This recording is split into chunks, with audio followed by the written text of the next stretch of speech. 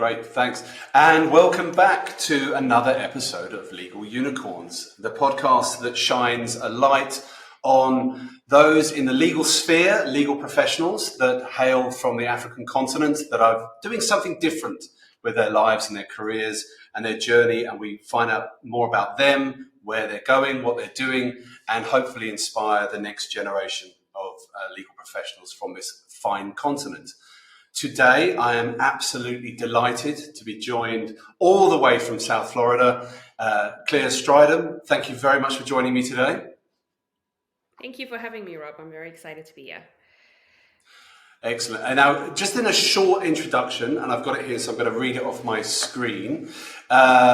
You, besides acting as the Centre for International Law and Policy in Africa, which stands the shortened version of CILPA, as their project coordinator, Clea facilitates a number of projects, including the Network for Young Scholars and Practitioners within the Southern African branch of the ILA, which is the International Law Association, which you established, as well as being the Honorary Secretary for the branch.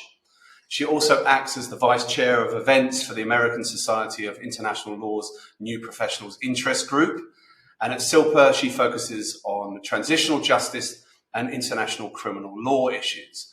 While as an independent researcher, she researches and writes on technology and law, especially AI, weapon systems, and international humanitarian law. Clea also works on environmental law issues and is currently a researcher for the legal team representing Mozambique and Sierra Leone at the International Tribunal for the Law of the Seas. Law of the Sea, rather, in their advisory opinion on climate change and the marine environment. There is so much in there, Clea, that we need to unpack, because it sounds like you probably never sleep. You're certainly never bored, I imagine. That is very true. Very, very true. But I am very insistent on my 8 hours of sleep. So despite the fact that there's so much going on.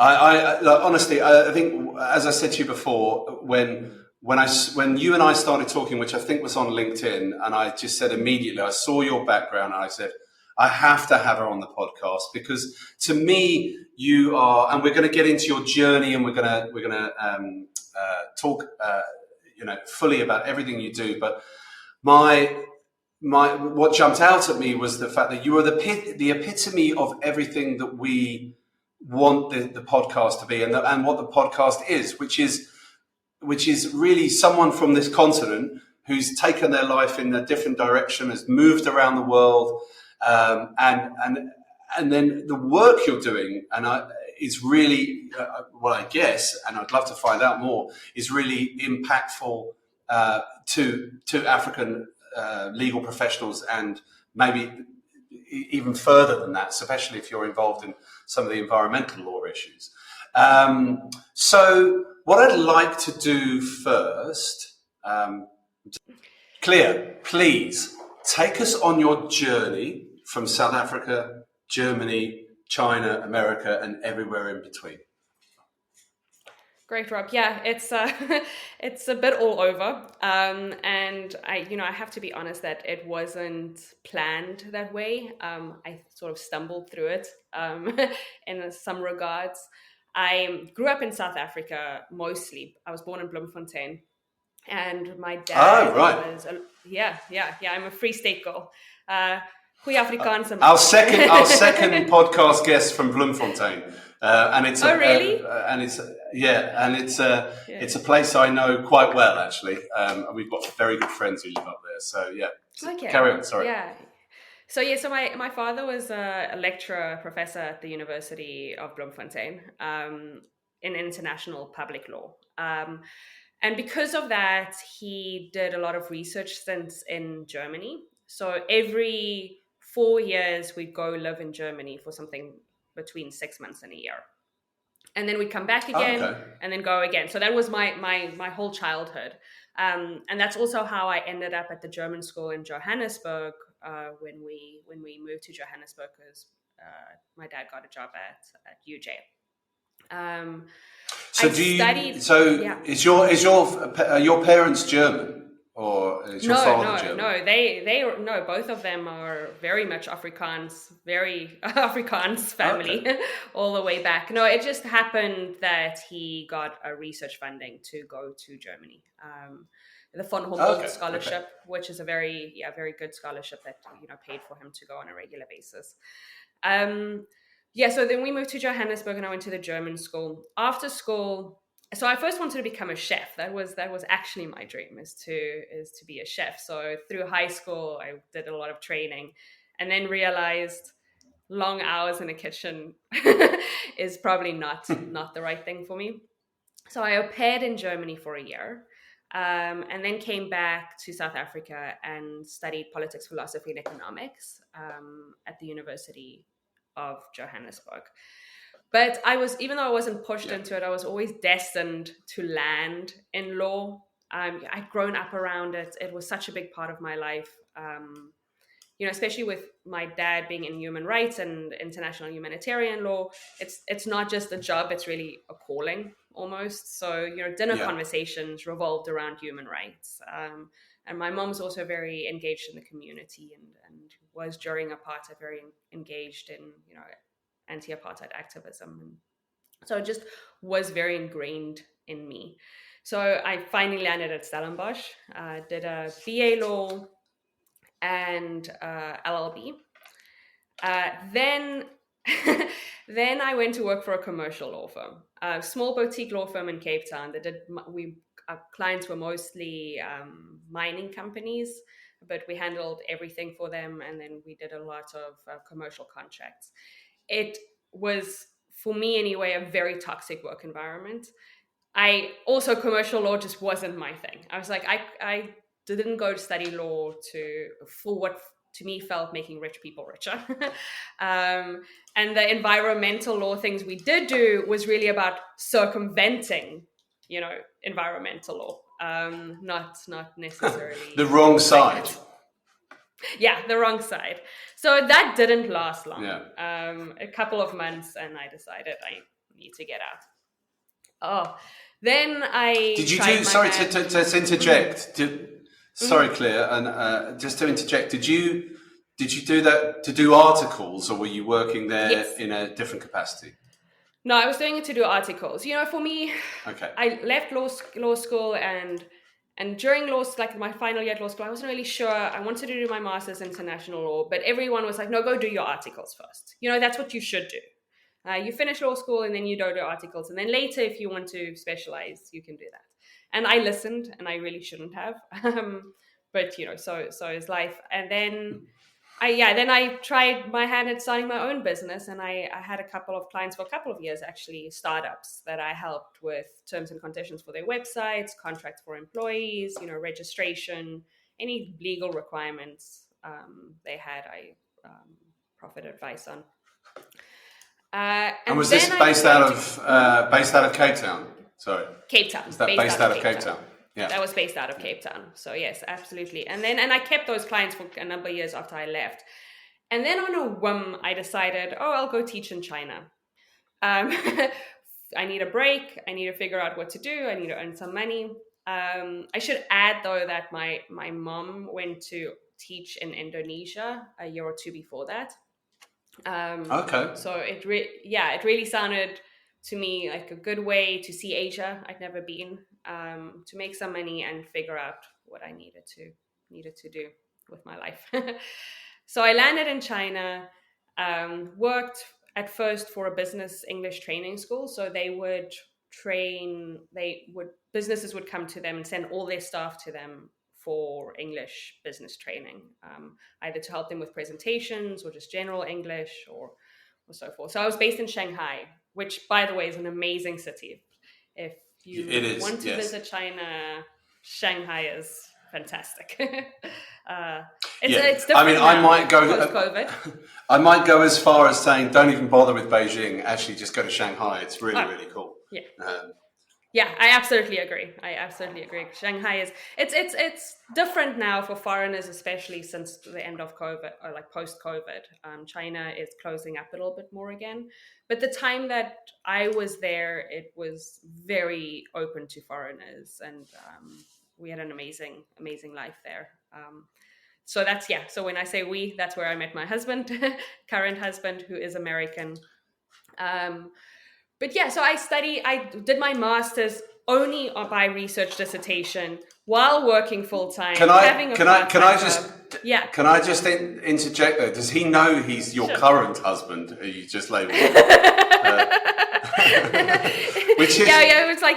Which is what my wife describes me as most of the time. So yeah, you're the current one, but you know, the current one might not be. You know, my life's always like in 5-year increments. So we'll see in like 3 years' time what the situation is. Is it? Yeah. Is he behind the camera, sitting there going, "What? I mean, what? No one told me." No, I think he's well aware. So, so I did my master's through the University of Johannesburg. But only dissertation based. The UJ's got an excellent, if anyone's interested in international law, they've got the chair for international public law. So it's a really, really good place to do a master's or a PhD in international law. And they really have great funding available as well. Again, I'm biased because my father is the chair for international law, but it is really a great program, and especially if you're working like I was full time and you don't really have time to attend classes, but you want to write a dissertation and you want to obtain a master's, it's a great program. So yeah, it's good to know. And then we got engaged in COVID in 2020 because we realized we needed to get out. Things were getting prickly, to say the least. We had a sensor on our door, and every time we opened it, the community police would call. It was getting unbearable, unfortunately. And we realized we had to get out, and there just wasn't a location for us to go to with 2 separate citizenships that made sense on such short notice. So we got engaged. I went back to South Africa, completed my master's, finishing touches, then went through the whole immigration process. And with anyone thinking of going through that, especially to the United States, I just practice a lot of patience and follow the steps. Don't try to do any shortcuts. A lot of my friends have tried to, jimmy the system a little bit. We followed it step by step, and it worked out pretty well that way. And then I moved to the United States in end of 2021. Okay, yeah. So then went through the whole immigration process and landed in the United States. So I moved here in October of 2021 and have. Oh, right. So still relatively new. Absolutely, yeah. Still going through the whole process. I obtained my green card and work authorization last year. So that's also very, very stressful because for the first couple of months, you're not allowed to work at all while you wait for this whole process to go through. So it took about, let's say 8 months before I was allowed to work. I still did, but, earn money at least. You can work, but you're not allowed to earn money, which is strange. Yeah, I get that. I think actually, just while I have you on that point, I think that's a really valuable lesson for anybody listening that wants to move overseas, which many people do because they contact us all the time. Is one of the things that you said there a few minutes ago, which is absolutely so true, is when it comes to immigration, do not try to cut corners ever. Right? There is a system. There is boxes to check. Whatever country you're in, it's always the same. Just follow the system. Otherwise, they will catch you. You'll have it turned down, and you might not get another chance. So, no, I'm with you on that. When you said that, I thought that's because as I'm sure you know, I've lived all over the world, and if you try to jimmy the system, as you say, you're going to get found out, and there's no point. So no, that was a really good, valuable lesson to learn. Plus, the whole point of, I guess for you, you had to getting into America. When they're checking your your sort of your paperwork and everything, I guess the first thing you have to prove is that you are actually in love with your husband, and that it's not just a marriage of convenience and things like that. Because I've done all that with my wife here. You know, you have to prove that you are together. I guess you're still having, well, maybe not having to go through that now, but yeah.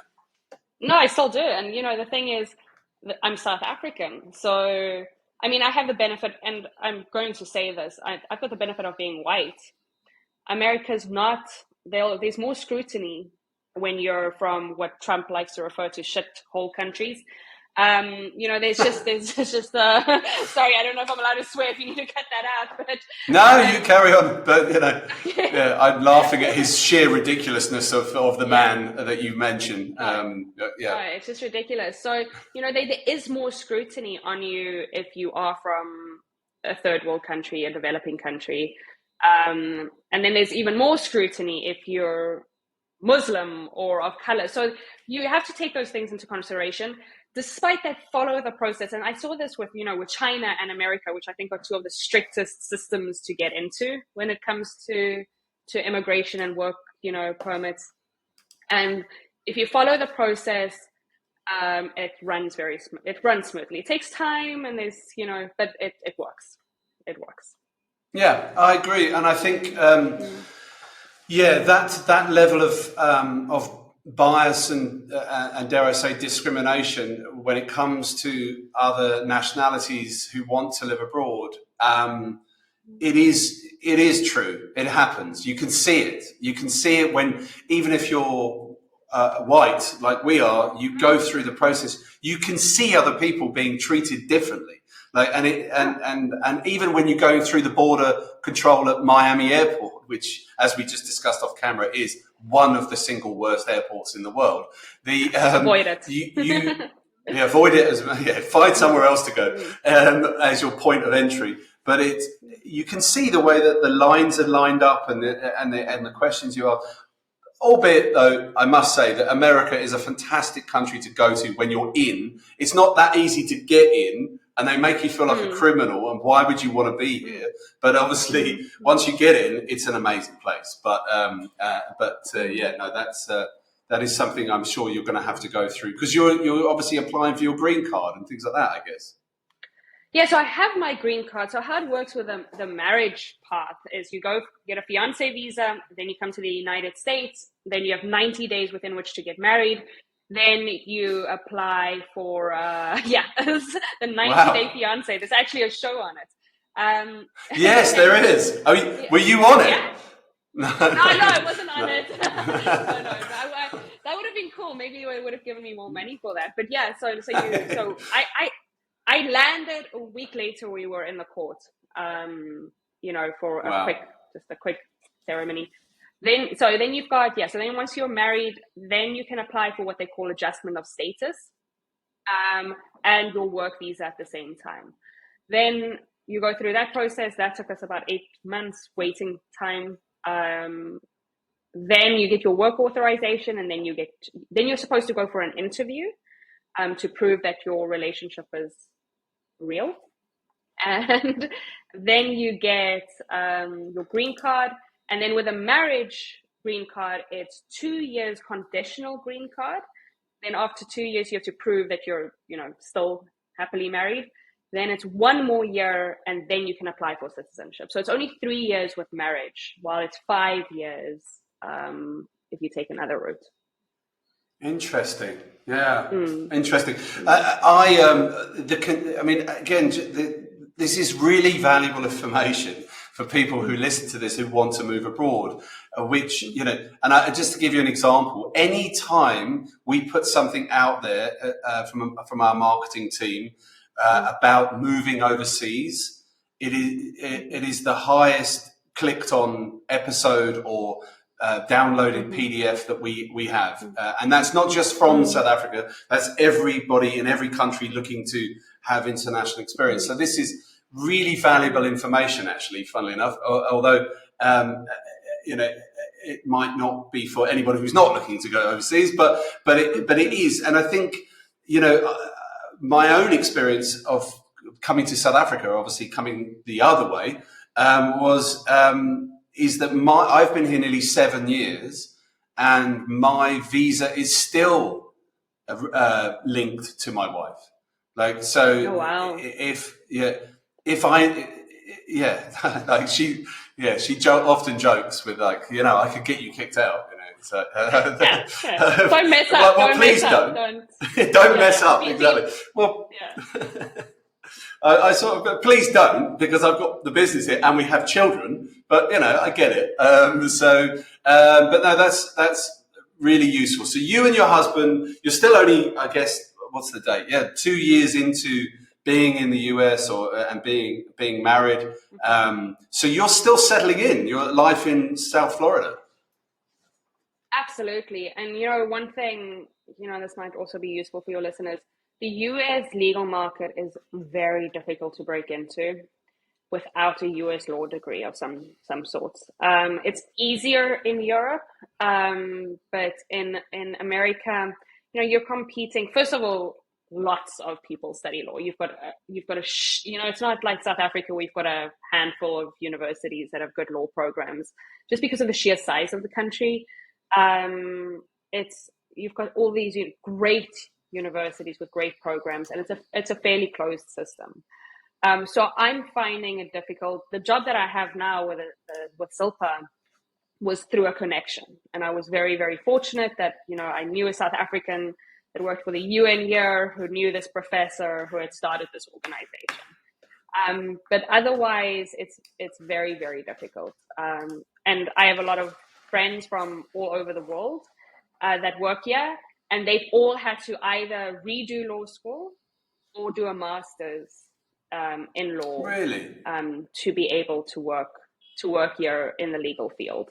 So that is really something. If you want to, if you're willing to, not work in law, then it's different. But if you want to use your law degree in the sense of practicing or even working for an organization that does international law, you need a US law degree. That's interesting.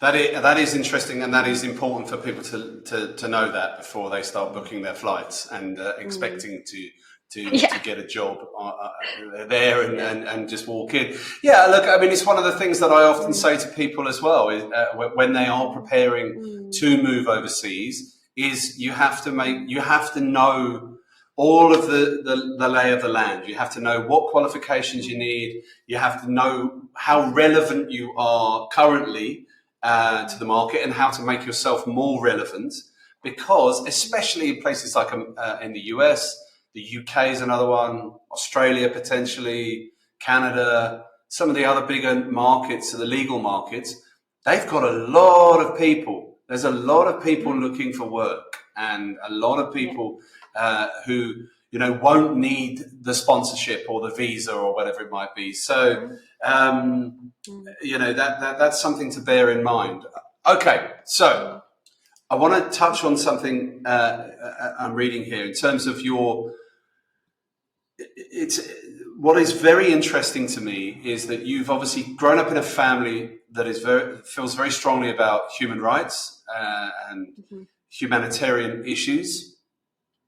It is no wonder that corporate and commercial law did not really suit you. It's obviously something that's almost chalk and cheese in compared to how you grew up and the environment you grew up in. Your dissertation for your master's was on weapon systems with autonomous functions and international humanitarian law. I guess that's probably long in the past now, but that's an interesting topic that is very relevant to African nations and Middle Eastern nations. And what kind of angle did you take, as in what these systems that are deployed often, whether they contravene humanitarian law, or what was the angle you were looking at? So it's very interesting. So I specifically chose weapon systems with autonomous functions. And while it's long ago, I still write on it quite a bit now, and I'll be attending a conference in Stellenbosch later this year to talk about it. And so it's still very much at the top of my list of things to talk about and write on. So I specifically chose weapon systems with autonomous functions instead of AI weapon systems, which is the more broadly used term, because I think language is important. And when we think of AI weapon systems, we often have images of the Terminator, and it's problematic for me how we talk about AI. It's problematic for me how we talk about AI in general these days, and it's become a hot topic, especially with language models and so forth. So I chose that term because we are using existing weapons, and it will have certain functions that it can perform autonomously. So this idea that no military is actually going to give up complete control to a weapon system. That's a crazy idea. That's not how the military functions, anyone's military functions. Control is a big issue, and top-down control is a big concern for militaries. So I really try to approach it from a more practical standpoint than, for example, a lot of international organizations say ban, condemn, which for me is not feasible, because militaries are going to do what militaries want to do. Countries are going to do, states are going to do whatever it takes to, win a war, protect their own civilians, steal resources, whatever it is that people get involved in armed conflict for, they are going to use the best technology that's available to them. So for me, it was really about how can we put in regulations or standards for how these weapons are deployed in the field.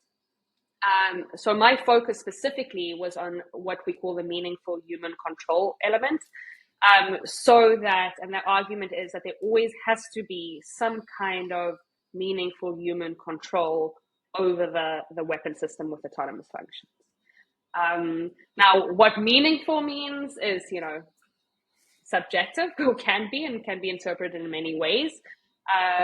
But if you look at a lot of documentation and guidelines that have been produced by particular militaries, especially the Department of Defense, the United States, and China as well, they always maintain some kind of human control over these weapon systems.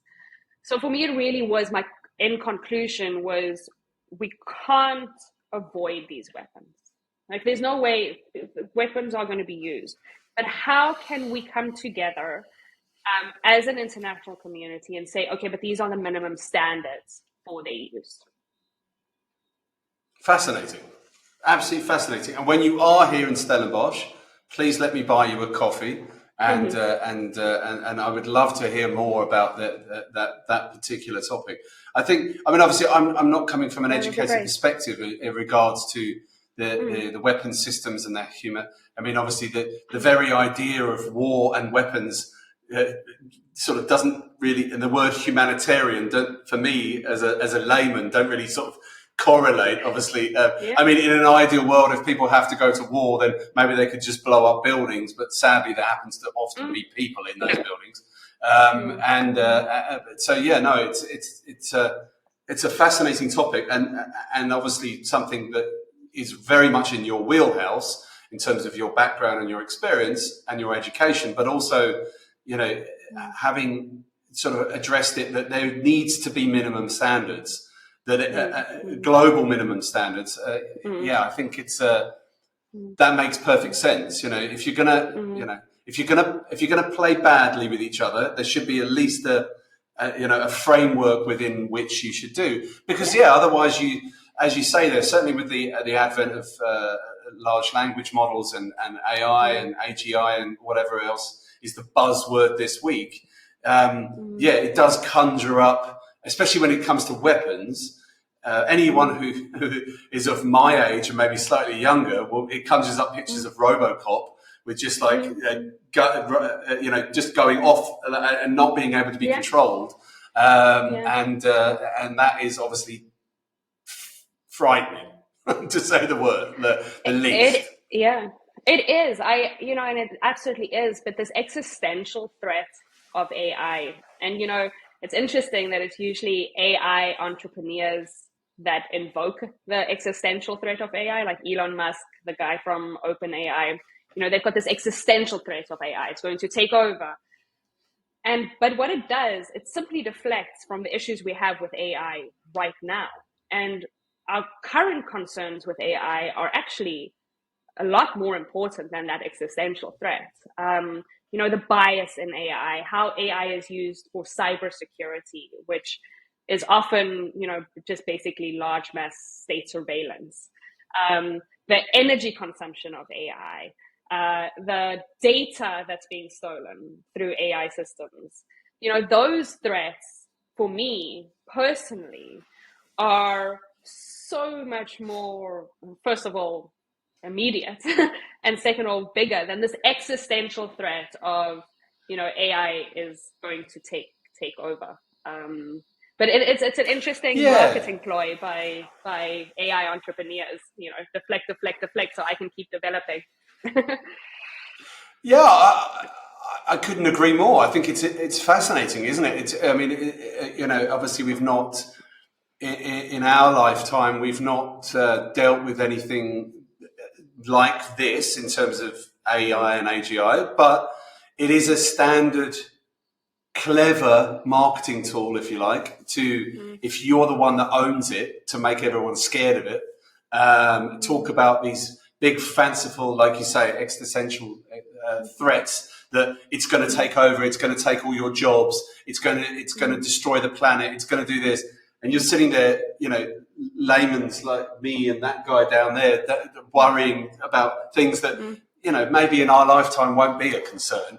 But the immediate is that you deflect away from, you get people talking about that wider threat while you're still sitting there going, oh, and by the way, I own the system that you're all using. So, I'm actually, we can talk about this and we'll probably be, we may have differing views, but I actually quite like Elon, but I don't actually believe much of what he says, because most billionaires are full of BS. And they'll do whatever they need to do to create more and more shareholder value, more and more revenue, and everything like that.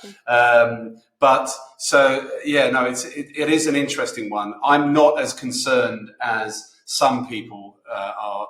I think like any technology, we can if we can get hold of it, we can adopt it, and we can use it for good, whatever that good may look like. Then it's a good thing. But I think it's an interesting one that you say about get them talking over there whilst we're. It's a classic example, isn't it? We saw it with COVID, and we saw it with. Well, you're living in the country, but we all watch American politics, right? And we can see it anytime someone starts rowing over here, have a look over here and see what they're actually doing. Oh yeah, no, America's a very interesting case. At the beginning when I first moved here, it really upset me. American politics really riled me up.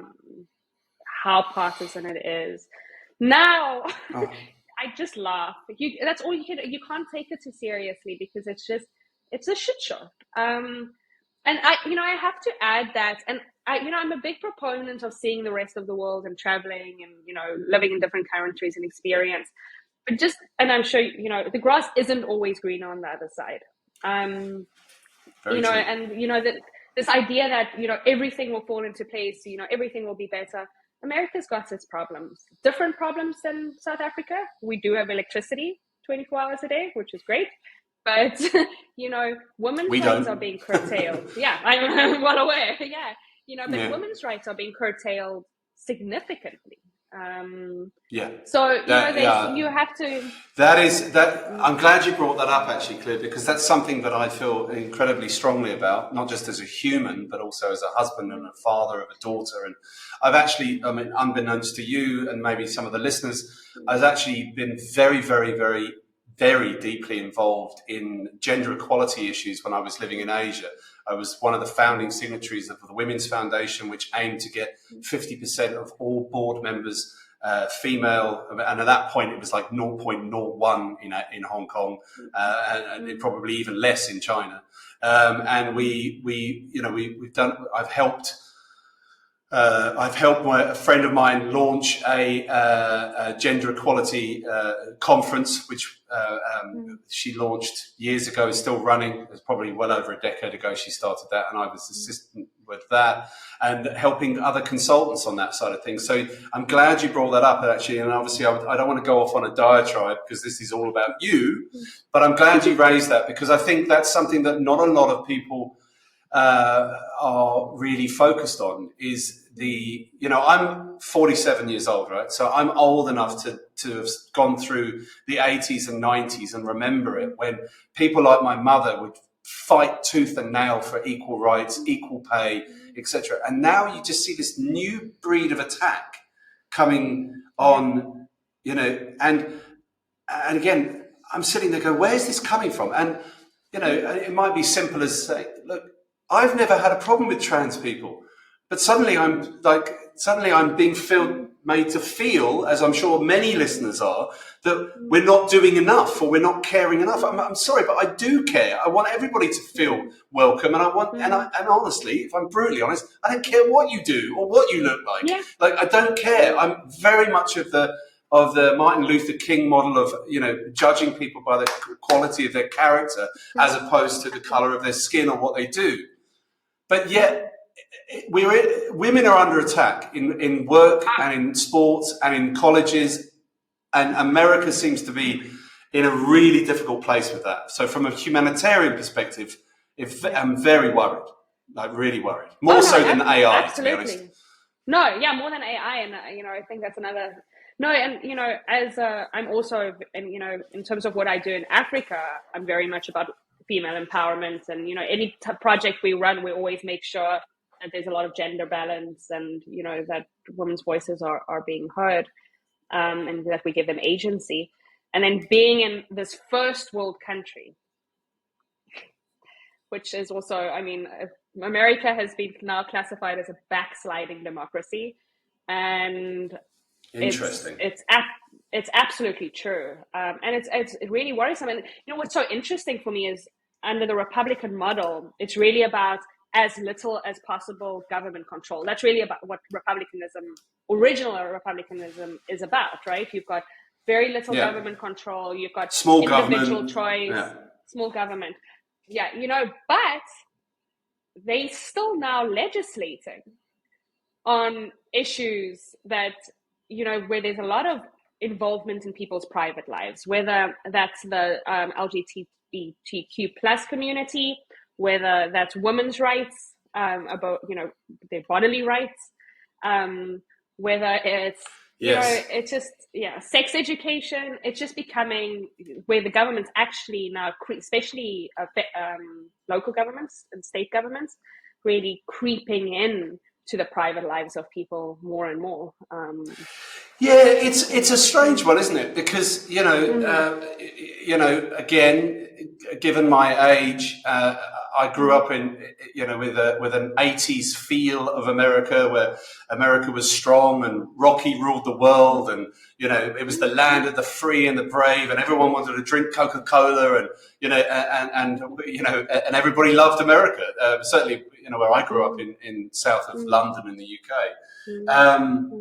But and again, I've got, this is just my opinion from someone who reads and watches as much as I do.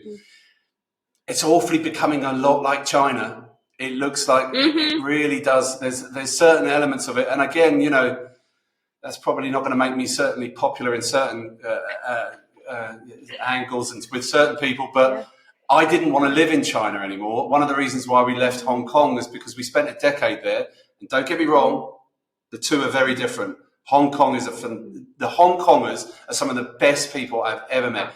So are some of the Chinese, to be fair, and I'm sure you can equate to that living in Shanghai. But in terms of systems, let's be honest, the CCP can do one. You know what I mean? But the Hong Kong and that creeping into everything that you do and everything, and starting to control everything you do. We wanted to leave, so we left, and then you know, to coin something that the commentator Russell Brand said the other day, the world needs a strong America, and it needs a fair America, and Yeah. and looking out from outside in, that is questionable. It does seem to be that, like you say, women's rights, trans rights, LGBTQ plus rights, everything seems to be under attack and creating fights with everybody, and all the while the government, whatever side of the aisle they sit on, is coming through the middle, just controlling and controlling and controlling. It seems to be a very strange time. It's and you like you said, the world does need a strong America. I mean, I don't like a strong America because I think they're bullies, but it doesn't need to be America, but it needs to be a country that's got enough economic power and moral power. But America no longer has that moral guidance, and you're seeing more and more nationalist governments all over the world. In Europe, I'm very concerned about some European nations, about the way they're going in terms of nationalism. You saw it in Brazil. I mean, in Africa, that's the different kettle of fish, but which with its own issues. But we don't have that shining example of democracy anymore. Own the future of recruitment today. Access a secured, anonymized global talent pool. Connect with qualified candidates through multiple private label databases. By creating your own Stintit, you can achieve the following. Step 1. Access your company dashboard by logging in. Step 2. Click Find Candidate to search for the ideal candidate. To begin, create a new position and fill in the necessary details. The system will search through multiple databases to find the ideal match for you. Step 3. Once the search is completed, you will instantly receive multiple 100% matches which have all been fully verified and KYC checked. Step 4. When the candidate chooses to opt in, you can view their skill set and experience. Only when you are satisfied, use your credit to unlock the candidate's full profile. Once unlocked, the profile remains unlocked for all future searches. What makes this system truly revolutionary is that when you search, the search will continue in all the different databases until a 100% match is found. Each database involved and the candidate share in the revenue, and that's how this circular revenue model and shared database benefit all parties involved. Okay, welcome back to Clea. We have had a bit of a technical issue, which meant we had a bit of a break for about a week. So it's lovely to see you again. Thanks for joining me. So good to have you back with us today from sunny Florida, which you just say is extremely hot. And what I really want to do is I want to get straight in to the work that you're doing is it CILPA? CILPA, Center for International Law and Policy in Africa. If you could just give us a quick rundown of what that is and what you're doing. I know there's a lot of listeners that are very interested. Yes, absolutely. So yes, it's a Center for International Law and Policy in Africa and was founded by Professor Charles Jallow. He's originally from Sierra Leone. He worked on the special court in Sierra Leone, which handled a lot of the unrest that took place in Sierra Leone, also linked to Charles Taylor from next door, who then ended up in front of the ICC. And then a couple of other matters as well across the world. And he's also a member of the International Law Commission. So CILPA really at the moment it's a fairly fledgling organization. We think of ourselves as a think tank and an NGO. But we really work, NGOs can take many forms. So we don't invest in sort of grassroots projects or anything like that. We really try to develop policy around international law issues in Africa. So an example of that could be, for example, last year we worked on a project where the African Court of Human and People's Rights, its jurisdiction is being expanded to handle, amongst other, also international criminal law cases. And your international international crimes are the traditional ones you find in the Rome Statute, which is the statute of the International Criminal Court. And that's genocide, war crimes, crimes against humanity, and the more iffy one, crime of aggression, which, is very much linked to what's happening in Ukraine and Russia at the moment. Oh, but okay. That kind of aggression. Yeah, that kind of aggression. Yes, not domestic aggression, but not in the supermarket going, I am going to take you to court. No, not that kind of aggression. Like, I'm going to invade your country and take your resources kind of aggression. But the reason I say it's iffy, it's not that the crime's iffy, it's a little iffy in the Rome Statute because it was added in later into the International Criminal Court as a crime in the Rome Statute, and not all the countries that have ratified the Rome Statute have agreed to the crime of aggression being an actual crime. And there's political reasons for that, for obvious reasons. So we worked on looking at, it's called the Malaba Protocol. If anyone's interested, you can just type in Malaba Protocol, and this is trying to extend the jurisdiction of the African court, right, to include international crimes. Can I? Sorry to interject, but just very quickly, where was that started? Where in Africa does that relate to at the moment? So it's linked to the African Court. So it will just be extended. And the reason it happened is because of the issues that Africa has with the ICC. So, because they were like, the ICC is coming into Africa, it's prosecuting Africans in a European colonial power. We want a court that can prosecute our own people. Okay, that protocol, so I don't want to get into too much detail, but that protocol it's not in effect yet. Okay, it doesn't have enough signatories yet. So the court is in Tanzania, just for those that are interested. But I mean, it's a regional court for the whole of Africa. So but the thing is that protocol isn't in effect yet. So we looked at but it's got a lot of defects, the protocol. There's a lot of issues with it. So, for example, one of the projects that we ran, which was called the ACRI project, the African Court Research Initiative, was trying to look at how can we remedy the defects in the protocol through rules and procedures and evidentiary materials. So that's one project, for example. So obviously you can't just fill the holes. You can't just ratify and rectify and go, okay, that's broken, let's sort this. You've actually got to sort the policies and procedures out first. It's actually very, very interesting. I mean, obviously, those that read the news across Africa will understand that there's always quite a lot of media pressure on having African issues dealt with in Africa, as opposed to, like you say there, European courts deciding on the fate. So it's interesting that that's in place and something that, like you say, is being expanded. And by expanded, do you mean in terms of I suppose everything, the jurisdictions it covers, the policies and procedures, the actual workings of it, if you like?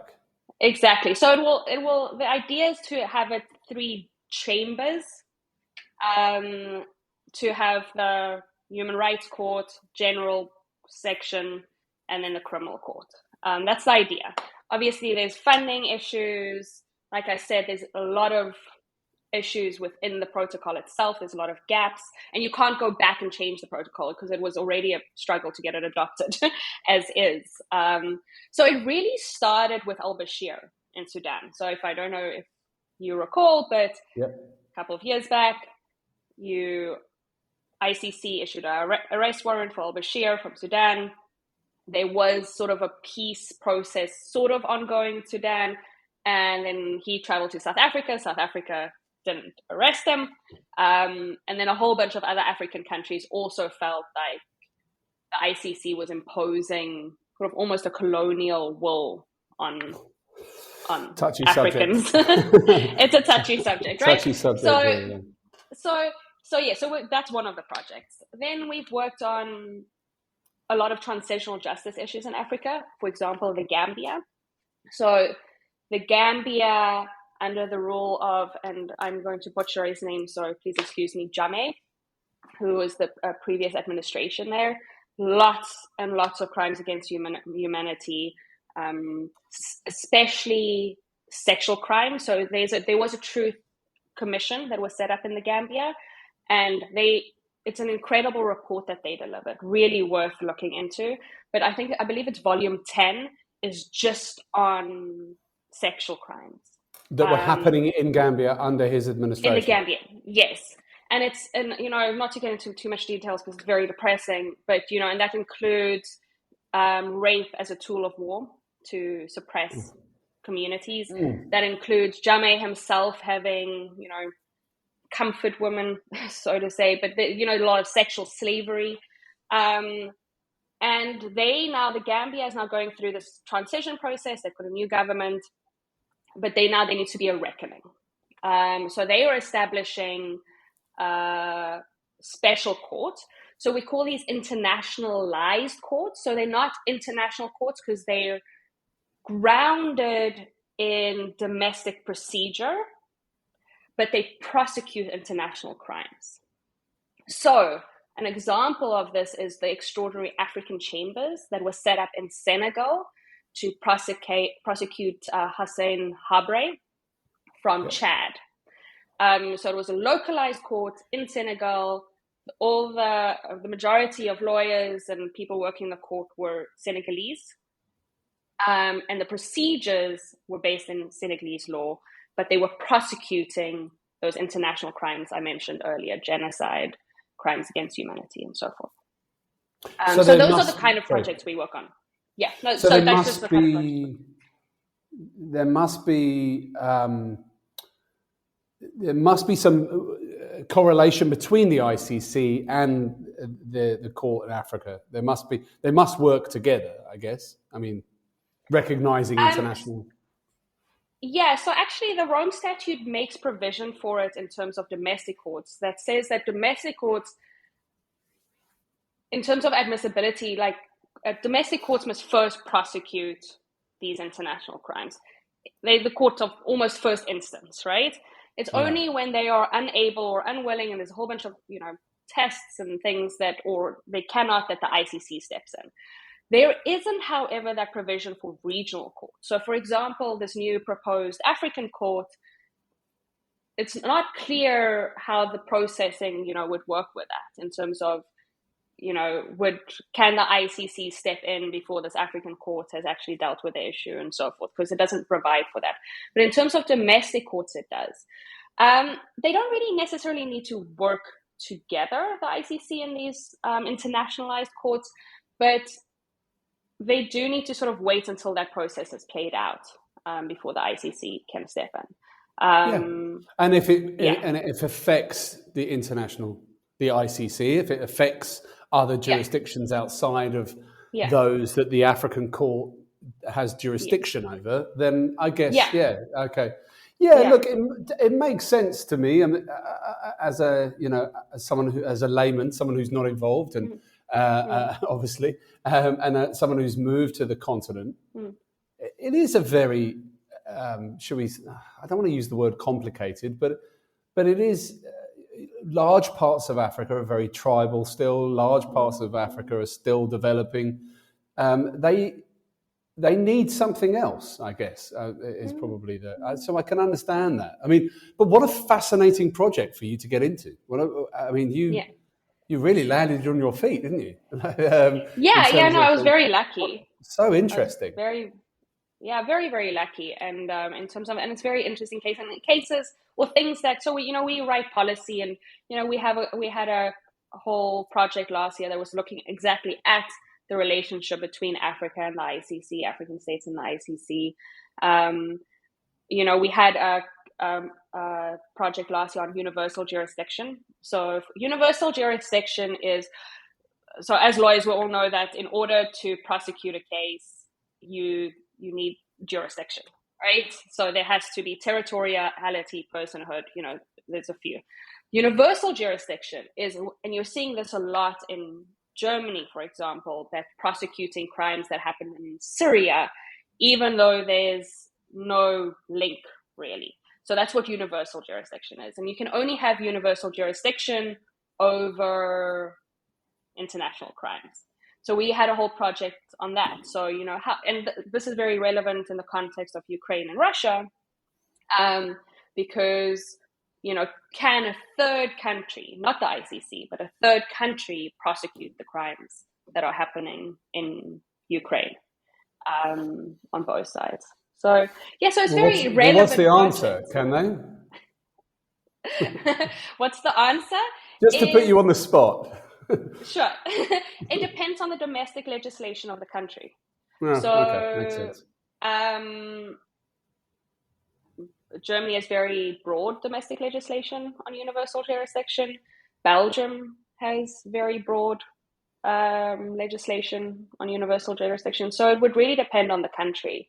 And the verdict is still out about, some countries believe that it's really only piracy that you have universal jurisdiction over. Some countries believe that you have universal jurisdiction over all the ICC crimes. So it's still and in a very big way, it's still very political as well. There's certain superpowers that would prefer that other countries don't have universal jurisdiction, because those superpowers are not party to the ICC. They don't want to be prosecuted in another country. So it's a sovereignty issue. I wonder who you're referring to. I wonder. Yes. I do not think I should insult my host nation at the moment. Not until I've got citizenship, at least. No. Well, they're not the only ones. Yes. Yeah. But that's incredible work. Not just for you as a professional, as a legal professional who's left these shores and had this opportunity to continue to work on things that are going to really make a genuine difference. But again, sorry to repeat myself, but the work you're doing and your colleagues are doing is really genuinely going to make a difference. Okay, it's a hard road ahead, I guess. It's a lot of political moves and getting it right, and everyone's always going to have a complaint about something. It'd be like a giant game of Twitter, wouldn't it? Everyone's got something to moan about. But it's amazing work that you guys are doing. And how big is the organization in the US? It's me and Professor Jello. It's me and Charles. Oh, cool. That's at the moment. Yeah, we have an advisory board, a very impressive advisory board, and we've got a very impressive board of directors. In terms of day-to-day work, it's the two of us. And so I'm the project coordinator, but I do a little bit of everything. And then we've got interns. And we try to always use interns from Africa. We're quite adamant about it. Unfortunately, it doesn't always work out that way. But yes, we really try to. And then we've got a partner on the ground in Sierra Leone called the Center for Accountability and the Rule of Law. And that's our institutional partner. No, that makes sense. And think tanks are traditionally, some are, those that are building tend to be quite small at the start, don't they? And then you use interns, and especially if you're using interns from these shores, I don't know whether I should put your email address at the bottom.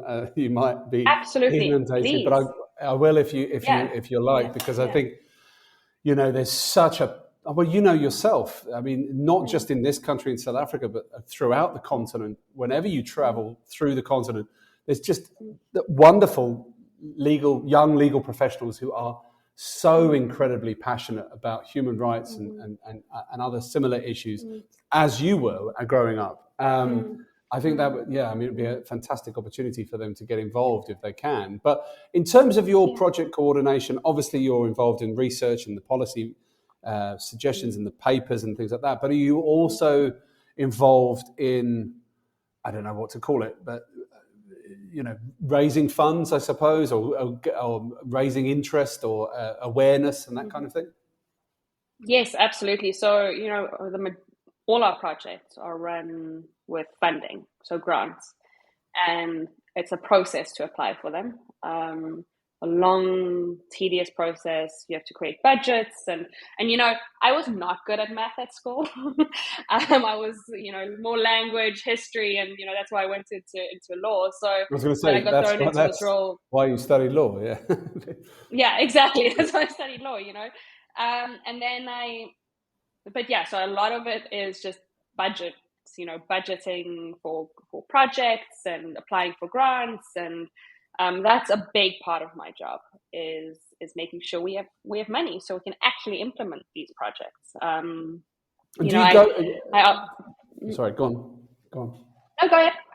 I was just going to say, just from a purely interest perspective, do you have an office to go to? Do you go to an office, or is it by Zoom, or do you work remotely, or is it based in Florida, where you are based? So we're registered in Sierra Leone, but we have an office at the Florida International University. They've been very supportive of the project, and that's also where Charles Jello is based. He's a professor at FIU. So they've given him office space and some resources. Fantastic. But it's with Florida traffic, it's on a bad day, it can be a 2-hour drive, but it's supposed to be 50 minutes away. But so I work mostly from home. And, a lot of our projects are global. Obviously, none of them are really in Miami or in South Florida. Yeah, so most of my work takes place online, as well as my projects outside CILPA. Yeah, I was just interested to see, really, obviously this is a podcast about you and about your journey. And I mean, I don't really mean your actual physical journey every day, but it just purely out of interest. How do you get together, swap ideas? I mean, good universities, as we know, the campus can be an inspiring place anyway. It can be, I was at Wits University late last year doing a talk with African law students who would have been very interested in what you had to say, actually. So I might put you guys in touch. But that was, and I just found it incredibly inspiring. It sort of took me back 20 odd years. And I think that's a great place to work. But okay, so the whole centre is really, I mean, the think tank or the organisation is focused on, well, the centre, if you like, is focused on Africa as a whole. Is there? Are you at liberty to say what projects are coming down the pipe? Is there anything that you're particularly interested in at the moment? Is there anything that you're getting funding for? What's coming down that road?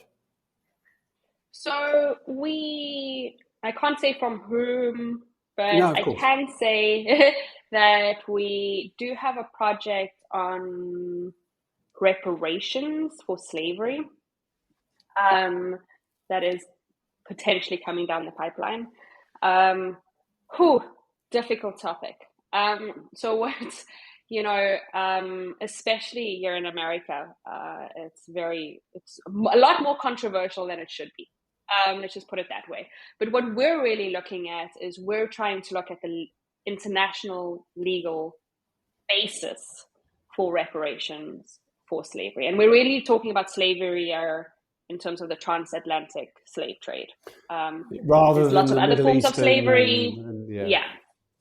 There's lots of other forms of slavery, but we're really talking about the transatlantic slave trade.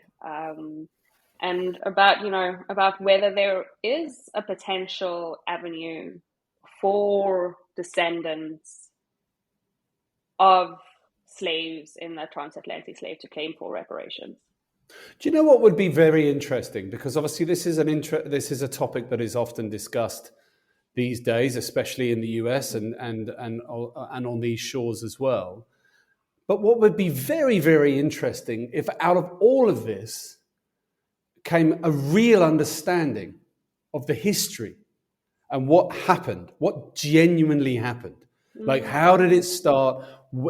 And obviously it didn't just focus in West Africa. It focused on, I was reading a stat by the author Douglas Murray the other day that was saying that the largest number of slaves were based in the Middle East during that time, and who benefited, and how. I mean, clearly it shaped many economies around the world, so I think I might be wrong. I think my daughter's learning about it at school at the moment, yeah, no, in fact, I know she is, because she asked me something the other day, a very basic question. But I was sitting there thinking the same thing, well, to truly understand history would be fantastic. So your part is all about actually this end, and the reparations, as you say, and the legal standing for that, and who would get it, and how it would be distributed, and why it would be distributed, and I mean that goes on for 100 years itself, really. I think. No, it's so complicated, and obviously it's politically, people are scared about the domino effect of it, right? Because where does it end then? And yes, it's very, and especially and I think, having, for me now, living in the United States, coming from South Africa, my husband and I often talk about this, about how when we talk about how we learn history, his version and my version are very different. And my version. I mean, America, yeah, and your what I learned in the UK. Yeah. I mean, just so everyone knows, this is a fact I recently learned, but America single-handedly won World War II all by themselves. But joke. Well, but, my grandfathers might debate that if they were still around. Exactly. But yes. Exactly. Yeah. So and then especially you're in Florida. Just an interesting fact: education is receiving a bit of an overhaul, especially in terms of slavery. The way slavery has to now be taught in schools in Florida it's problematic, because what's Ron been up to? What's he up to? Oh, Ron! Oh, Meatball Ron! Trump refers to him as Meatball Ron. So Meatball Ron has. Where does the Orange Man get these nicknames from? They're fantastic. They're fantastic. So Meatball Ron has said that we're the way slavery is taught in America makes white people feel guilty. So we now need to flip the script slightly, and we have to recognize that Black people really benefited from slavery.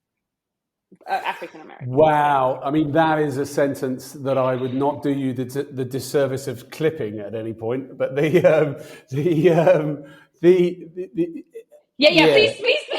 context. That needs to be. The context is very important here. No. I mean, that you don't make those kind of statements. Again, let's go back to history. Let's really, again, appreciate that what we were all taught was something very different. I learned when I moved here to South Africa that the Boer War happened, because we didn't learn that at school, either one of them. And there were a lot of older people that I met whose parents and grandparents were in the middle of it, and they weren't very happy with me at one point. But I was sitting there going, well, but I think if we could get more understanding of that way the world works, I mean, and then but Meatball Ron is making statements we shouldn't be making. No, really, it's just not a statement you make. No, and it's and I'm absolutely with you there. Like I'm a big believer in knowledge is power. We can't really move forward until we, and especially here in America, they haven't been able to move forward properly from their racist past, slavery, civil rights movement. They haven't been able to move forward because there has been no true understanding of what happened. In South Africa, and I know this is now again a very controversial subject, we had the Truth and Reconciliation Commission. Yeah. And I know, and now again, people are saying there were lots of, it wasn't perfect in any way, but it helped us heal in many ways, not completely. And, there was definitely gaps, but America's never really had that. There's never been there was this very slow transition from, and that's why I think they still have so much systemic racism here too. It's a really interesting point, because it's something that we talk about a lot as well, is, because I married into an Afrikaans family, which, whether, and they are very, very good people, very nice people. But, some of them voted for the National Party. So, I occasionally remind them of that. And one thing that strikes me, and it's all relevant, is the lack of understanding and the lack of knowledge and the lack of history portrayed and educated in the right way.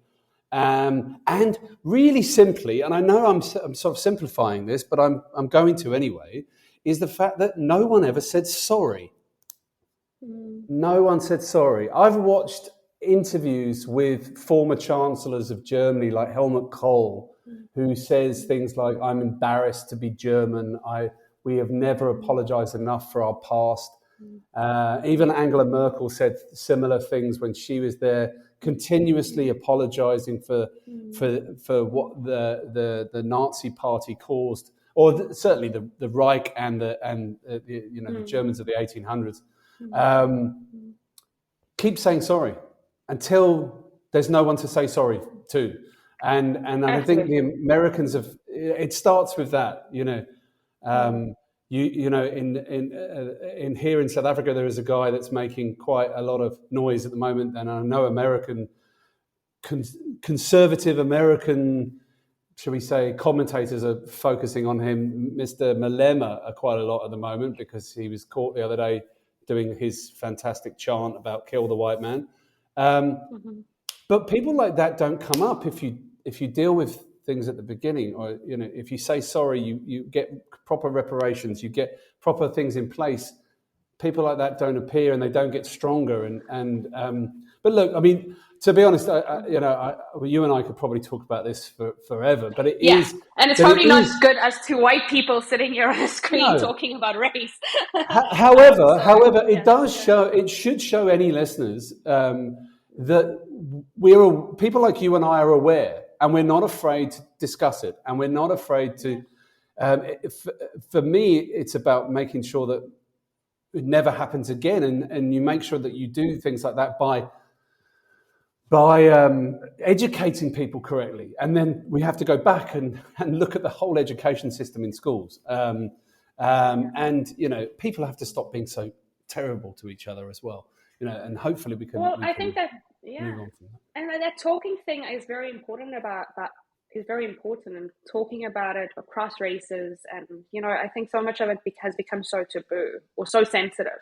People can't have an open discussion about things anymore because they're worried about how they're going to come across. They're worried about saying we have to be able to talk about things because there's other ways. There's no way of moving forward. If we just, I completely agree. And here at GRM, we're all of mixed backgrounds and mixed races, and we spend probably too much time when we should be working, talking. And because I'm fascinated. I want to understand how people have grown up. I want to know what they've grown up under. I want to know. I want to know where they grew up, the challenges that they face, and the discussions that are had at home. And I'd rather talk to the people that I know rather than looking on Twitter, which is obviously just a lot of angry bots throwing anger at each other.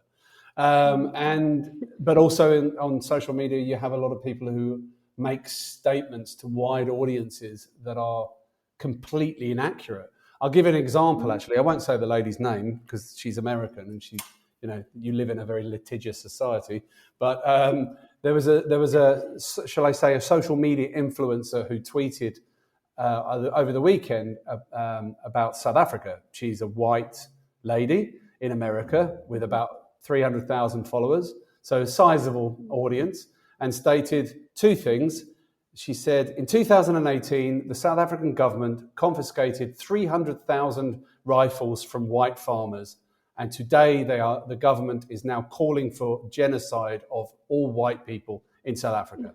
Full stop, moving on. The whole thing went boom, like so many tens of thousands of comments. And I just went, I live here and your statements are inaccurate. I mean, I'm not a voter, so I don't care who's in power. That, you know, it doesn't really matter, does it? Who's in power? But the ANC has got a lot of faults. But I was here in 2018, and I can. I mean, where did she get 300,000 rifles from? That's one stocked up farms. I can tell you that didn't happen. That definitely didn't happen. And no, the ANC is not calling for genocide of all white people in South Africa. In fact, certain politicians within the ANC government have very garnered quite a bit of support from their white voters, to be honest. So it's not as completely one-sided. But I just think I'm mentioning that because I think that's where social media really is a downfall, because she made that statement like, she's probably never even been here, right? I mean, to be honest. And she just made a statement and then leaves and goes and creates this storm of emotion. But she probably follows Steve Hofmeyr on social media and then, you know, just copies that. Is he still around? I think so. I actually read an article about him here in the United States the other day, and I was like, oh, in, you know, a fairly right-leaning sort of magazine here the other day, and I was like, see, that's problematic. Yes, it is, and it's misplaced. But I think there's organisations, just to bring it back to CILPA, there's obviously great organisations like with wonderful people like yourself and the professor that you're working with, who are from the continent, understand the challenges that countries like Sierra Leone and Sudan and probably Niger now going forward, sadly, and other countries that are constantly facing problems. And there's no policies and procedures in place to make sure that women are protected, children are protected, the most vulnerable in society. And I suppose that's a big focus for you, is it? Women, children, and the vulnerable, given your human rights background. Oh, absolutely. You know, any vulnerable group. You know, they when there's any kind of violation of human rights, of international law, of, you know, just basic human decentness, it's often women that suffer the most. I'll give you an example. I am not through CILPA, but through other channels. I am working on an environmental law case in front of the International Tribunal for Law of the Sea. So a group of island states requested an advisory opinion from ITLOS, International Tribunal, on what state obligations are in regards to protecting the marine environment from climate change. So I'm part of a legal team. Fair point, you know. So I'm part of a researcher on a legal team that's representing 2 African states. And when you look at the data, and you look at the raw data, and you look at the science, climate change affects women especially hard. And you see that and children, women and children. And you I'd love to know why. That would be really interesting. Okay. Please educate me. So just on a very basic level, climate change, especially when it comes to the marine environment, it affects fishing. Okay. A lot of fishing communities in African states are actually run by women. Because, you know, it's often the men have to work somewhere else to earn money, you know, whether that's more inland, mining, whatever. So they do a lot of the fishing, and that's just subsistence fishing.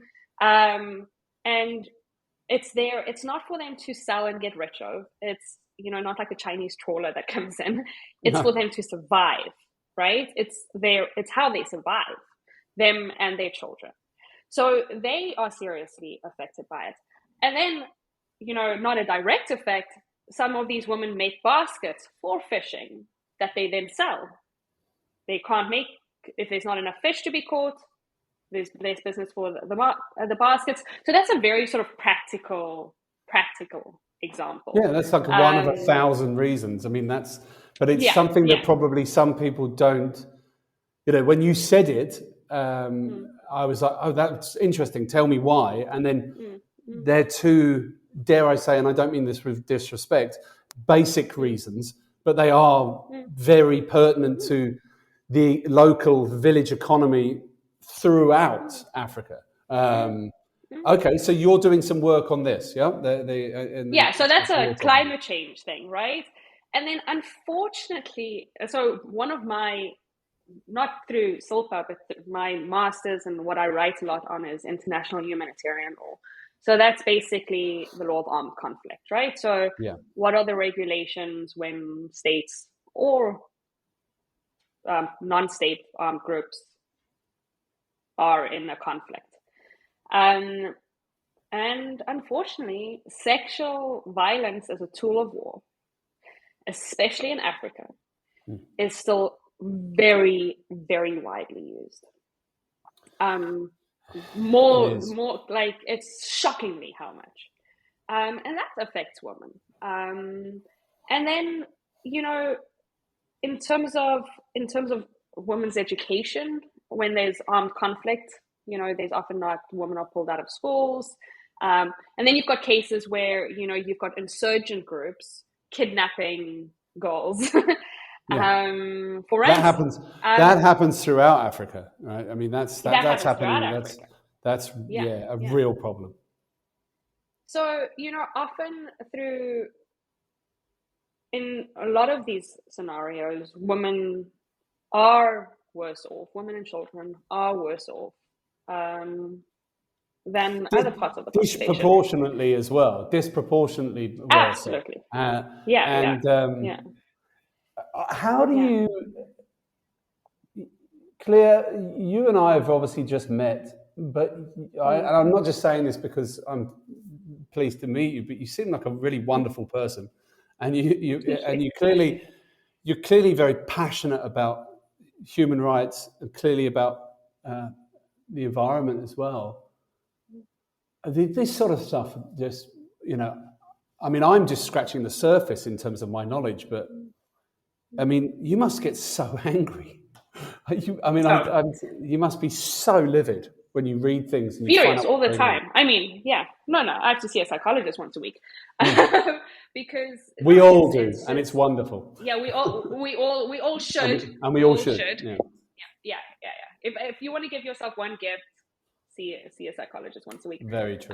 Even if you feel like nothing's wrong, it's just someone to talk to. But I'm like, some mornings my husband will be like, no news for you today. It's just, you're not allowed to switch on the news. I'm sorry, but you're too tense, you're too angry. You need to watch, I don't know, puppies play or something. Yeah. Watch Seinfeld repeats or something, like something. Yeah, exactly. Watch a Will Ferrell movie or something, like just take it over. Exactly. No, but then he'll say you'll find something in there that's like political and upsets you. So, but so it's overwhelming.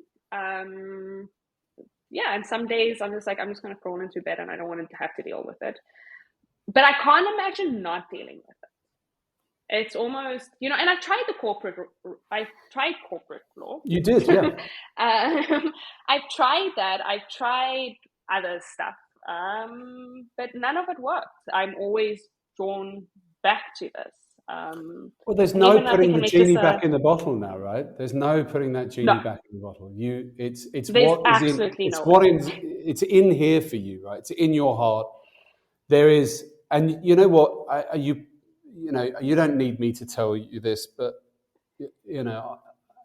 because you probably get told anyway. But you're making a difference. You really are, and you might not be able to see it every day, but you really are doing. There'll be someone on this continent out there beyond that mountain that will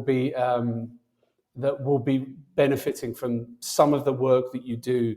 And it's the little bits chipping away every day. People like you that will bring about change. They do. One hopes so. Yeah.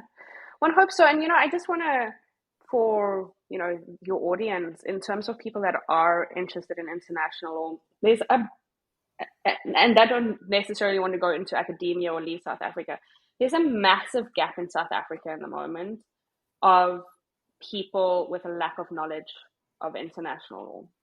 And you might not think it's important for your daily work or so forth. And I'll give you a small example of why it is. So when South Africa ratifies or signs on to conventions or treaties, in terms of our constitution, the South African constitution, we have to, what they call, you have to ratify, to bring it into our own law. So you have to enact domestic legislation to bring that treaty or convention into our own law. Makes sense. And sometimes the South African ratifies these conventions and then doesn't bring it into our own legislation, or doesn't bring it into our own legislation properly. And the reason that's important is a lot of these international conventions and treaties protect our most fundamental rights. So that even when things are going wrong on a domestic front, you have the protection of these international agreements. And if they are not properly implemented, or people don't know about them and they're just acting on domestic law, you might not be sufficiently protected. And that's when, situations happen that have been happening across Africa with serious human rights violations. So, I really encourage everyone to, what I would recommend, that especially if you're going to the National Prosecuting Authority in South Africa, they don't know anything about international law, and it's very dangerous. Because when so I think international law, it's more than it appears to be, and it's very important. It's very important in terms of protecting human rights, our most fundamental human rights.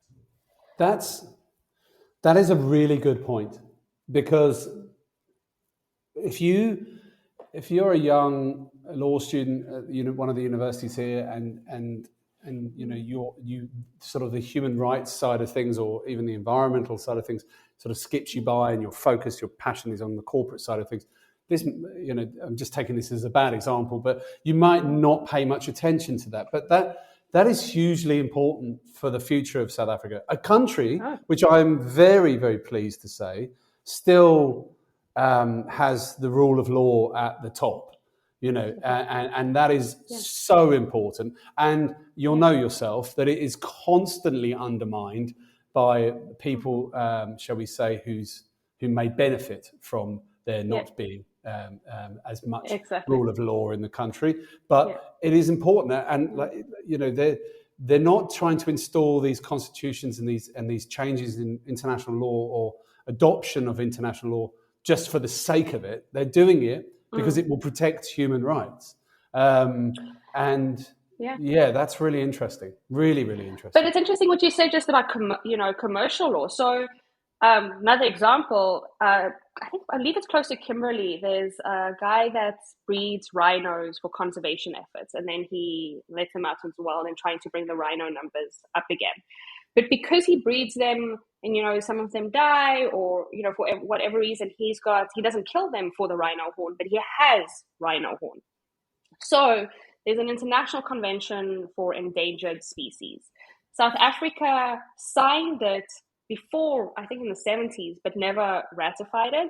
And then the government, the ANC government, recently, a couple of years back, brought it into our own legislation. However, they left out certain clauses and regulations regarding exceptions. So this convention says that you cannot sell, for example, rhino horn, but it makes exceptions for it under specific cases, the convention. South African government failed to include these exceptions. Now this guy that's trying to run this conservation by selling the rhino horn that he has, which was, completely legally and without harming any animals, so that he can support his conservation efforts. Now can't sell his rhino horn because they didn't bring in the exceptions. Yeah. And they just blindly just went, no selling of rhino horns, which, no selling of rhino horns. To some people, and the media will be like, bravo, well done. But without reading the detail, you've just hamstrung this guy who's actually helping the rhinos. And breeding. Yeah. And see, that's just human error, right? That's human error. And because they don't even, the minister couldn't give a good reason, because sometimes you don't have to bring in everything from convention. Government can decide to your law. But it's your country. But you have to have legitimate reasons for it, and the minister has no reasons. And again, I'm not arguing on the side of the ANC government here, because again, I don't vote, but I know from my sister-in-law who used to work in Parliament that the ministers aren't often told anything, right? I mean, they're not. They're there just to go, okay, smile at the camera, sign away. So he or she may not have been aware, but I think then it needs to be looked at even more detail and more. And there is such an abundance of bright researchers out here, like in South Africa, that would just delve deep into this. I put a job on one of the job boards the other day for a researcher. We're still going through CVs. People are going, can anything? It's a month later. I'm like, we're still working through it because there's so many good people who aren't working. So there's definitely the work to be done. Again, maybe at university level. Maybe that's something. I've got some meetings coming up with some of the universities. Maybe that's something that we could look at. But again, Pan-Africa would be very useful. Very, very useful. 54 countries, everybody getting involved, as opposed to that. I mean, this is fascinating. The work that you're doing is incredible, and bravo to you and the professor, who are really, really leading the charge. And I think I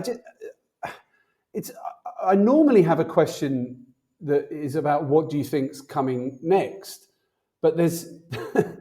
I mean, we could be here till Christmas. Like, there's clearly so much. I mean, honestly. By the way, what your husband, who sounds like a wonderful guy, and obviously he's got you. Like, he's like, TV off. My wife does exactly the same. She's like, sometimes poor woman. I'm on her like 6 o'clock in the morning. Go, have you read this? Like, can you believe what's going on? Just go. Can I just get my coffee first before you start talking about international politics and what the WHO and the WEF are up to next? So but maybe I'll have to call you next time. Just go, that's absolutely fine. And my husband would be very happy. He'd be like, have you seen this? Go talk to Rob. Have you seen you two? I mean, I've torn all my hair out. I'm like, already. But it is. There's so much happening. But I mean, is there anything that we should be aware of at the moment? Anything that you're working on? Anything that you can? I mean, you mentioned about the reparations, obviously, but is there? I suppose the advent of technology, is that going to help? I mean, is there anything going on? Yeah. In my personal capacity, I work on a lot of digital issues and international law matters. So my master's was on AI weapon systems and IHL, and I was as part of a steering committee on digital issues and international law. And I've just written a book chapter that's forthcoming on cybersecurity and human rights in SADC countries, so in the South African Development Community. So yes, I think technology can help and harm. Again, it's just a tool, right? It's really about, and we spoke about this about all last time about, how our own biases are built into it. And it's really about how we decide to use technology. Technology has been very useful in terms of my work, at least, in terms of collecting evidence of war crimes. For example, during the Vietnam War or the Second World War, we didn't have the technology. Everyone didn't have a smartphone. Now everyone has a smartphone. But the flip side of that is everything can be edited, and you've got deep fakes, and and you were talking earlier about about how everyone has an opinion, and someone can post it and has 300,000 followers, and everyone believes it without fact checking it. So for me, technology, I think it's for the next, couple of years, it's going to be one of our biggest issues. And Africa needs to learn how to embrace it properly. The chapter I wrote was really about how cybersecurity is being used to actually circumvent human rights, through surveillance. Yeah, I mean, that's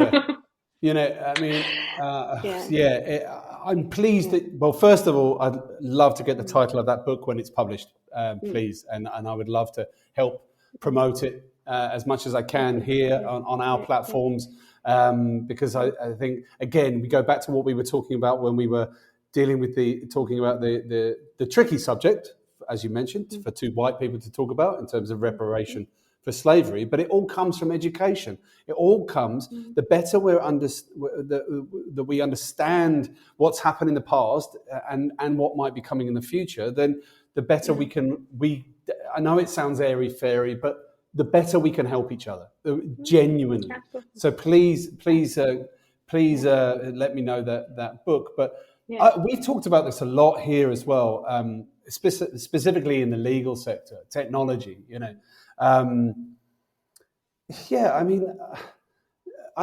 if I have to read another scared headline about how robots are replacing everybody, no, you use the technology. I've talked about it 100 times, so apologies to those listening that I'm repeating myself. But, I worked in the recruitment industry in 2004 when LinkedIn was invented. And there were millions of people in that industry panicking, going, oh my word, everybody's now online. What are we going to do? You adapt, you evolve, and you use the research. And then you use that research to be quicker, faster, and make better decisions. And the economist, Martin Armstrong, who I really like, he lives in Florida as well, actually. He talked, I was watching something the other day, and he was talking about, he was sort of squinting at the camera going, we've been using AI since the 80s. It's still dependent on what you put in.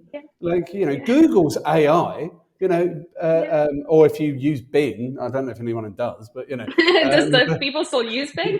Yeah, I know. I think that was still a thing. Someone's AOL account and Ask Jeeves and Bing, they're still there somewhere. But what you put in is what you get out. And look, there's no doubt, and certainly in the legal sphere, political sphere, and the work that you are doing, those who've never been to the African continent or spent time in the middle of Africa or West Africa or even East Africa, you won't necessarily see that we've got a long way to go first. There's a long way to get electricity to every village, and there's a long way. But it's also like a greenfield site, isn't it, in terms of technology and the way that technologies are used, especially when it comes to human rights, which is we could get it right here. We don't have to mess it up. No. And I do think Africa's in a perfect position to get it right, because the technology has been developed and tested, and it's such a new ground. We can now adopt that technology, improve on it, and we're in a perfect position to do so. And do what's right for African people as well, and do what's right for that. That you've mentioned there a couple of times, certainly at the beginning when you were talking about the African court, which is, in line with what I see here, the African Union doing a lot of good work as well, pulling the nations together. There is a very big drive for Africa, for African people, again, to shake off the colonial past, and I think that is a really, really good thing, in terms of being in control of their own destiny, and the work that you're doing, and and the light that you're shining on all of these matters like technology and environmental law and human rights is amazing. And it really is incredible. I've got so many questions for you, but I could keep you here till Christmas, I think. But in terms of you, I want to bring it back to you. There's a couple of questions that I have. One is, is there one thing that you know now that you wish you knew at the start of your career? Is there something that someone could take away from that? Difficult question, I know. It is a difficult question because, with that question, it's always like, I maybe would not be where I am now if I didn't do all the things I did in between. I think if I had to go back, especially to law school, I would have networked more. I would have spent less time studying and this kids don't, do as I do and not as I say, or the other way around. But I would have done more networking things, and that includes like United Nations model, like the Model UN things, or attending conferences, and I mentor quite a few students now, and I always tell them, your grades, they're important. But it doesn't matter how good they are if you don't know anyone. It's not going to really matter. And it doesn't matter. So, build your network, experience different things. Law school, and even after, for me especially, and I don't know what it's like now, but when I went to law school, it was really about finish law school, go do your articles, get them done, go work in a big law firm, billable hours, blah, blah, blah. And there wasn't a lot of focus on but there are all these other options. And very few of the people that I went to law school with, as far as I know now, actually practice at law firms. Some of them have gone and worked at banks. Some of them have gone and worked in investment firms and human rights. And I think there's so many options. So I think don't just take what is expected of you route. And, I tried that and it didn't work out. And then so if I'd known that earlier, maybe things would have worked out differently. Well, I mean, it's great that you do, that some of the students do get the benefit of your mentoring as well, which is obviously fantastic and necessary. And it's lovely to see actually the more and more people I meet are actually giving back. There's at least, most people I'm interviewing for the podcast or outside in our, consulting work or recruitment work, people are doing what you're doing, which is amazing because it's giving back. And I often do talks at the universities here, and we're busy trying to line some others up with the law school in Stellenbosch and UCT and UWC at the moment. And what I often talk is about that, and it's now great to be able to, I don't want to inundate your inbox, but point people towards yourself and others that I've met, like Frida and Rora Sang and Lea Motsele, who's making amazing grounds in the legal tech space. And they all took different paths. And perhaps, albeit that you're not 100 years old, obviously, so we're not talking about that long ago, but even when you left law school, there wasn't quite as many opportunities or paths, shall we say, that one can take now. There are many more. I think the law degree, well, look, take it for this. This is something that's relevant to you because you did law school here in South Africa. And I'm sure we're actually doing some research on this matter at the moment. So we'll be able to tell more in coming months. But real simple mathematics. We looked at it the other day.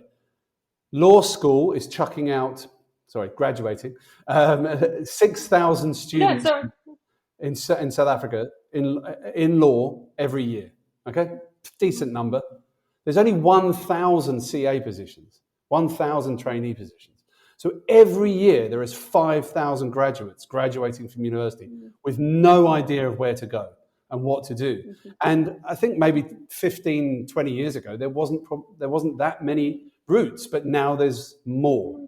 And obviously you're always looking for interns, so there could be about 5,000 interns coming your way. We are looking for interns, yeah. And I think, this is something that South Africans struggle with, working for free. I mean, and I get that not everyone can, but while you're studying, at least work for free. I'm with you. Will pay off. It will pay off. I promise you. I'm not a big fan of unpaid internships, because I always think the irony in the human rights field. But at least if it doesn't require, if you can do it from home, or and it's just a couple of hours a week and it's not full time, offer up your services free. I promise you it'll pay off. I mean, not only for your own education and your own experience, but also your CV will be beefed up and resume, as they say in America. Reference letters that you reference need, letters, and just an insight into how the world is working. Look, you kind of caveat it nicely there with the fact that not everybody can do, but if paid internship is not a new phenomenon. Like we did it when I was, 25 years ago when I was a student. I would be working in the supermarket in the night and doing an internship in the day, or however it worked, whatever job I had at the time. And you just need to gain some experience. And that internship might be for a month or 2 weeks or whatever it is. But again, it all beefs up that experience and that sort of exposure of what you might want to do going forward or what you might not want to do. And then the networking side of things is a really good advice as well, because look, I mean, university's supposed to be fun, isn't it? You study, you go out a lot, not a lot. If you go to Stellenbosch University and all the wine farms are within walking distance, I don't. Yes. I heard from my wife. I'm not even sure that they did any work, to be honest. But it is, and the conferences, a lot of the conferences and a lot of the exhibitions and a lot of the talks, especially the ones online, they're free. Just sign up, find out what you can learn, and download it and listen to it, and keep pushing yourself and. Look, LinkedIn is also, I mean, not that I'm a big fan of it, but it's also given us a huge avenue to people. And, there are people like me and you, I'm sure, as well, who, if someone messages me and asks me a question, I'm answering. I remember being 19 and going, oh, he probably doesn't want to hear from me, or then we were writing letters, but you always appreciate a response back. You always respond, so we will always, and that's not just us, you and I, that's a lot of people, but a lot of people, I want to let you go in a minute. No problem. Please say that. Sorry, I interrupted. There's a bit of a delay. Two short things, and then you can go. Then we can wrap this up. But just the one thing is that don't be scared to meet. If you see someone on LinkedIn doing what you want to do, and this is for new professionals as well as transitioning. If you're transitioning, and if you work in corporate law and you want to go into human rights law, and want to be not paid, then message someone and you see someone on LinkedIn, follow them, interact with their posts and write them a message and say, hey, I'm interested in doing what you do. Would you mind giving me a half an hour of your time? The worst that can happen is they don't answer or they say no. I mean, okay. So what? Move on to the next one. Exactly. And then the other thing is, for those that are interested in international law, you don't have to work in international law, but if you're interested in international law, please join the South African branch of the International Law Association. It's a great community, which, and this is shameless, but I am the secretary of, but it's a membership-based community. It's not expensive to join. You can join through your company or institution as well. And it's just a great community if you're interested in international law. I'm going to get those details from you, the South African International Law Association, is it? So it's a South African branch of the International South African Law branch. Association. And it's a yearly membership, is it? It's a yearly membership. It's for a normal individual, it's 750 Rand a year. For a student, it's 325 Rand a year. And then corporates or institutions can get 10 members for 2,000 Rand a year. Well, look, I mean, certainly the students, that is a very reasonable price. I'm going to put the link in below, and my marketing team are going to probably kill me for this, but I think it would be well within our reach to sponsor a couple of students that are very keen to do it. So we'll be we'll put that out there and sponsor a couple of students who are keen to get involved in the association. I think everyone needs a little bit of a leg up, and I think we can certainly try. Well, we can certainly try that. Like Absolutely, I say, I'm claiming that my marketing team might cut this out. They'll just have to make it work. They'll be like, nah, let's cut that. But yeah, look, Clea, this is fascinating. First of all, thank you so much for sharing your journey with us. You are a real inspiration when it comes to the where you've put yourself in your life. You know, you've clearly, you know, I remember from last week when we were talking, your parents gave you that introduction to human rights. It was clearly a passion inside you. You've not been afraid to try different things, move around the world, make things happen. You know, clearly you went to China, you met your husband, who sounds utterly fantastic and knows obviously exactly when when to cut the news off, as we said earlier. What I can see from your CV and your life journey, you've not been afraid to take a chance and follow your passion. And I really mean this with a big thanks from anyone that's listening, that the work you guys are doing, yourself and the professor and the interns, and the work that's coming through is monumental and will make a difference. So thank you so much for spending some time with me again. And yeah, look, please keep us informed of everything you're doing. No, thank you so much. Thanks for having me and everything that you do for the legal community in South Africa as well. Thanks very much.